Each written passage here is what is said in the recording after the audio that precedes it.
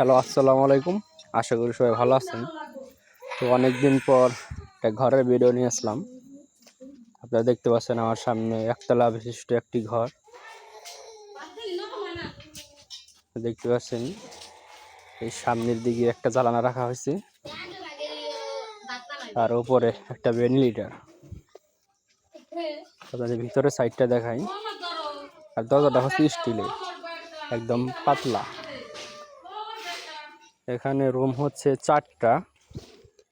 এই যে একটা, এই যে একটা, এই যে একটা, আর আমার পিছনের সাইডে একটা। ভিতরে একটু অন্ধকার, এই জন্য ক্যামেরায় ভালো করে বোঝা নাও যাইতে পারে। এই রুমটা হচ্ছে 16 ফিট বাই 14 ফিট।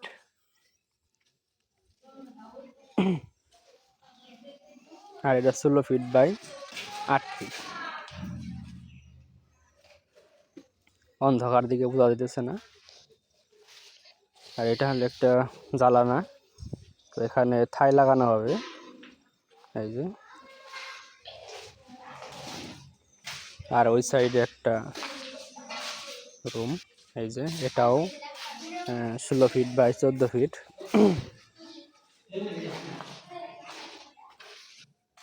এই যে এখানে একটা জ্বালানা। আর এই যে উপরে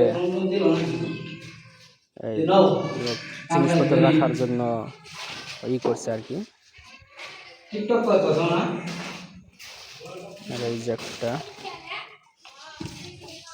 আর এদিকে একটা রুম আছে, মানে শর্টকাট এই সাইড থেকে ওই সাইডে যাওয়া যায়। দরজাটা প্লাস্টিকের, RFL কোম্পানির। আর এদিকে একটা দেখছেন সামনের দিকে।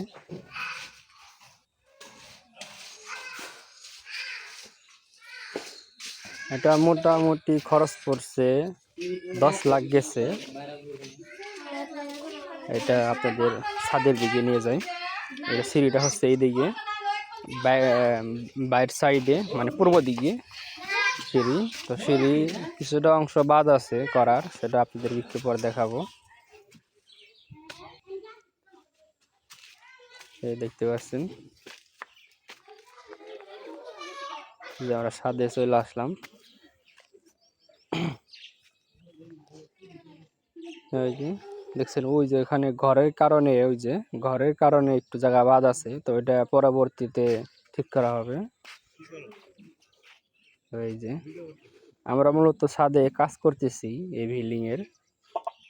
এই যে এটা কার্নিশের কাজ চলতেছে। আর আমরা ছাদের উপরে এই যে মাল মেডিসিন গুলাই নিছি আমাদের সুবিধার্থে। তো এখন অনেকেই কমেন্ট করতে পারে যে ভাই 10 লাখ টাকায় তো অনেক ভালো ভালো ডিজাইনের ঘর দেওয়া যায়। তো আসলে মালিকে যেভাবে বলছে আমরা সেভাবেই করতেছি। তবে ঘরের ডিজাইনটা বড় কথা না, বড় কথা হচ্ছে ঘরের যে কতটুক মজবুত বা কতটা টিকসই সেটা উপর নির্ভর করব। বিষয়টা হচ্ছে সবটাই টাকা খরচ করলে সুন্দর হয়, এটাও সুন্দর করা যাইতো। তো বাড়ির মানুষ সাদা সাদা সিধা, এই জন্য সাধারণভাবে একটা ঘর দিতেছে।